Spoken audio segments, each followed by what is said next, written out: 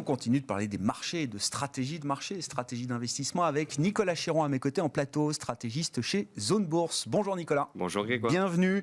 Votre commentaire de rentrée après une période estivale, alors que tout le monde décrit comme un été qui a été plutôt bon sur les marchés. Il n'y a pas eu de gros accidents, même si on peut se focaliser peut-être sur certaines parties spécifiques justement des marchés globaux. Qu'est-ce que vous retenez du comportement et de l'attitude des marchés, des investisseurs à travers cette période estivale, Nicolas ? Eh bien, ils nous ont montré une confiance toujours affichée. La capitalisation boursière mondiale, pour vous donner quelques chiffres, la frise les 120 000 milliards de dollars. Donc, on a pratiquement doublé depuis le point bas du Covid. Sur le marché américain, d'ailleurs, on a gagné plus de 100% en 15 mois et c'est un record historique de hausse de plus de 100% post-crise. On a déjà eu des reprises qui permettaient aux indices américains de doubler en l'espace de 2 ans, 3 ans, 5 ans post-crise. On n'a jamais vu ici un regain d'intérêt, un redémarrage aussi puissant. À mettre dans la case des atypismes de cette crise pandémique qui ne ressemble à aucune autre, d'une certaine manière. This time, it's different. Again. Bon, après, le bilan des banques centrales n'y est pas étranger, puisque on a dépassé, là, ces dernières semaines, le seuil fatidique des 30 000 milliards de dollars détenus par Fed, BCE, Banque du Japon et POBC en Chine, soit plus de 10 000 milliards de dollars injectés dans les marchés en l'espace de à peu près 15 mois. On avait d'ailleurs donné ce chiffre avant les vacances, c'est je crois, pratiquement 1 milliard toutes les heures. Oui, non, mais alors là, on peut après, effectivement... Non, mais c'est la compensation du coût de la crise pandémique. C'est ça, voilà. C'est ça. Les États aussi, avec leur plan de relance, les plans de relance aux États-Unis, en Europe, on peut dire que la vivacité et la réactivité qu'ont eu effectivement États et banques centrales ont permis justement cette reprise et de l'économie et des marchés. Et puis, on a une autre justification du niveau actuel des indices boursiers, notamment aux États-Unis. Ce sont les niveaux des bénéfices des entreprises du S&P 500 qui, cet été, ont battu des records historiques. On a même battu un chiffre, le fameux consensus FactSet. On a, je crois, eu plus de 85% des entreprises qui ont fait mieux que le consensus. Et depuis que FactSet, en fait, émet ce chiffre depuis 2007-2008, c'était un record encore une fois. Donc voilà. Des records d'un peu partout, de liquidités, de résultats d'entreprises. On a eu aussi une macro au premier semestre qui nous donnait un cadre global positif pour que ces entreprises continuent d'avoir un business florissant. Donc, voilà, un été très calme. Une petite rotation qui s'est opérée quand même, puisque on avait une surperformance européenne au premier semestre qui s'est atténuée. Quand on regarde le DAX, l'indice allemand, en fait, depuis 3-4 mois, il fait du surplace. Quand on regarde le CAC 40, à 6700 points, on est au même niveau qu'au mois de juin. Donc, on a eu un peu de volatilité.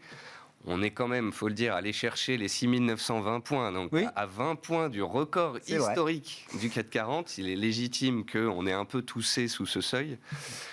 Et voilà, on a une surperformance américaine qui reprend. Et là, l'Europe qui stabilise à plat. Vous en avez parlé avant. Il y a des élections à venir. Il y a la BCE qui doit s'exprimer. Il y a pas mal de facteurs qui font que, il est normal qu'on se soit stabilisé, puis on a quand même bien moins de croissance qu'aux États-Unis et des résultats d'entreprises qui ne sont pas au même niveau non plus. Qu'est-ce qu'on imagine comme schéma de marché désormais devant nous ? Vous avez très bien décrit la situation, les records, on compte les records à Wall Street tous les jours.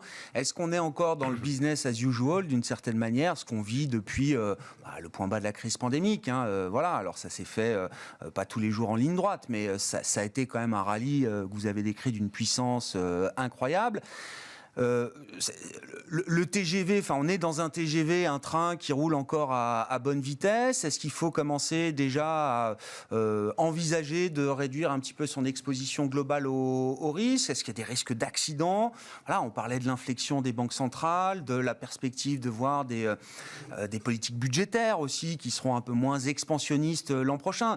Tout ça est très légitime, évidemment, et tout ça est économiquement rationnel.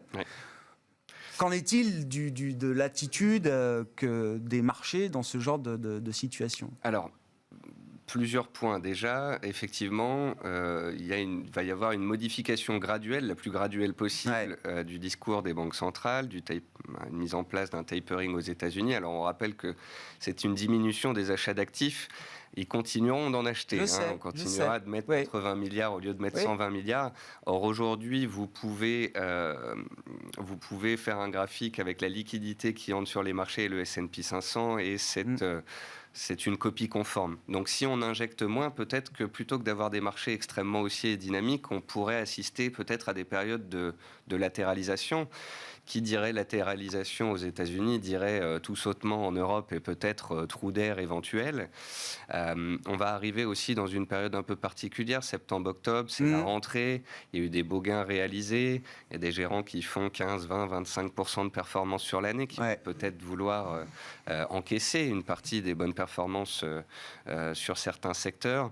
Donc je pense qu'il faut toujours être haussier. On est business as usual, on se laisse porter simplement au moindre tout sautement, changement de politique ou bien erreur politique de la BCE par exemple. Sait-on jamais. Il faudra peut-être augmenter un petit peu la poche de cash, un petit peu peut-être couvrir ses portefeuilles et être plutôt enclin à mettre à profit d'éventuelles corrections des prix de 5-7% sur les indices européens que d'acheter des nouveaux records, des nouveaux plus hauts. Voilà, on ne paye plus forcément les sommets, on attend de voir s'il y a des retracements et des trous d'air suffisamment importants pour être confortable avec les niveaux d'achat. On paierait plutôt des niveaux de repli plutôt que de faire du FOMO, le fameux Fear of Missing Out, donc la peur de manquer le rallye.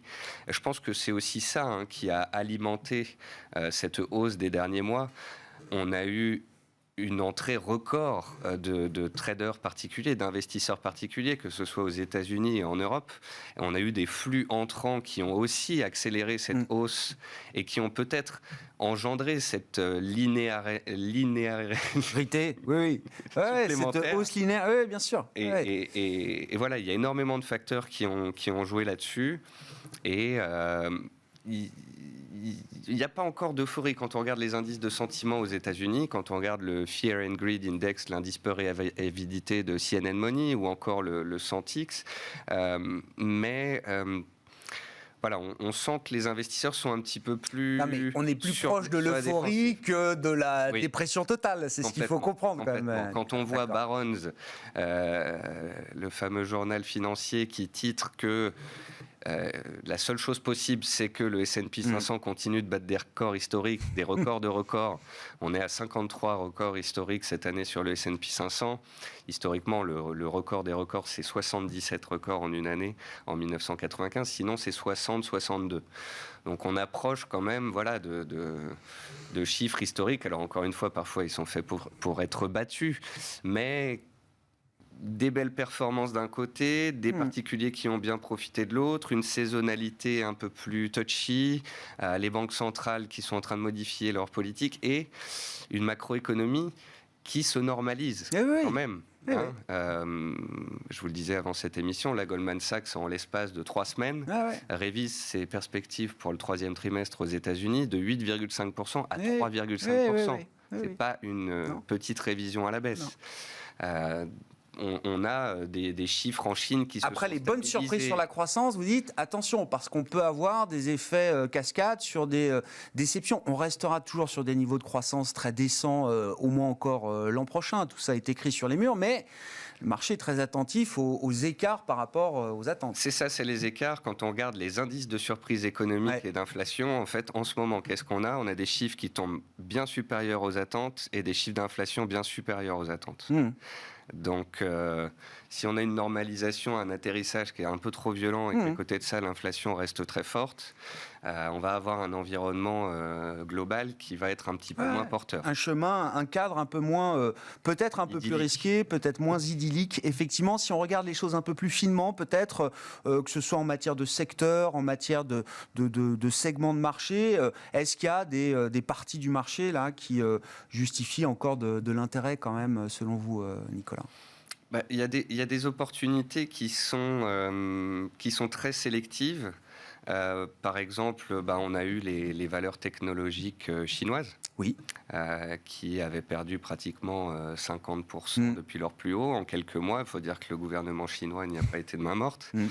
Et il n'y a pas été de main morte. D'ailleurs, pas que sur les valeurs technologiques, aussi les valeurs liées à l'enseignement et d'autres secteurs, démontrant quand même que c'est bien peut-être d'avoir de la Chine dans son portefeuille, des émergents au global, mais dans une proportion gardée. Parce que il suffit d'une déclaration pour que le marché lâche littéralement. Nous, on en a profité, du moins on a tenu certaines positions, comme Prosus, qui est coté en Hollande, qui est très corrélé à Tencent. Gros actionnaire de Tencent. C'est ça, Tencent qui est dans une tendance haussière long terme magnifique, mais qui était dans une correction depuis 6 mois. Et donc, on s'est dit que s'il y avait un moment où il fallait que ça tienne, c'était là. Les cours ont tenu, plus de peur que de mal. Le seuil des 50% de retracement, tout le monde en a parlé. Il y a des investisseurs qui s'y sont intéressés. Donc, c'était une opportunité de marché bien spécifique, atypique, ciblée. Plus récemment, dans nos portefeuilles, par exemple, on a fait le pari du luxe. Même si le luxe... Là aussi, après le décrochage du luxe, mi-août, c'est ça. C'est ça, on est rentré sur LVMH dans le trou. On a vu que les cours décrochaient de plus de 10% en l'espace d'une semaine. On trouvait que c'était un petit peu abrupt et violent.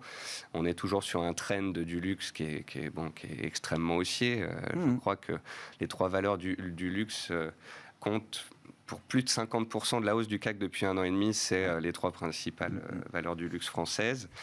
Elle profite aussi, encore une fois, des flux des particuliers dont je vous parlais avant, parce qu'on a des flux sur les ETF cette année qui battent des records historiques. Les ETF sont de plus en plus utilisés par les investisseurs individuels et ils sont extrêmement concentrés sur les plus grosses valeurs et les valeurs les plus performantes, donc le luxe. Oui, ils reflètent le poids de ce secteur dans l'indice CAC 40. Alors, ça dépend comment on le regarde, mais c'est 25%, 30% peut-être. C'est ça. Donc, tant qu'on reste dans un marché haussier, soutenu par les banques centrales, qu'il n'y a pas d'atterrissage trop forcé ou bien un accident exogène avec un nouveau variant, espérons, touchons du bois pour que tout se passe bien cet hiver, on est toujours dans une dynamique, une politique de buy the dip, c'est-à-dire qu'on achète les corrections sur les meilleurs dossiers de la cote. Bon. C'est un peu ce qu'on voit d'ailleurs aujourd'hui sur la séance du jour. On ouvrait en baisse, gap à la baisse ce matin, on a perdu plus de 1% sur le CAC. Et au moment où on se parle, à mi-séance, on est en train de se racheter un petit peu. Merci beaucoup Nicolas, merci d'avoir été avec nous. Pour vos commentaires de rentrée sur les marchés, Nicolas Chéron, stratégiste de Zone Bourse, qui était l'invité de Smart Bourse à la mi-journée. On se retrouve nous ce soir en direct à 17h sur Bismart.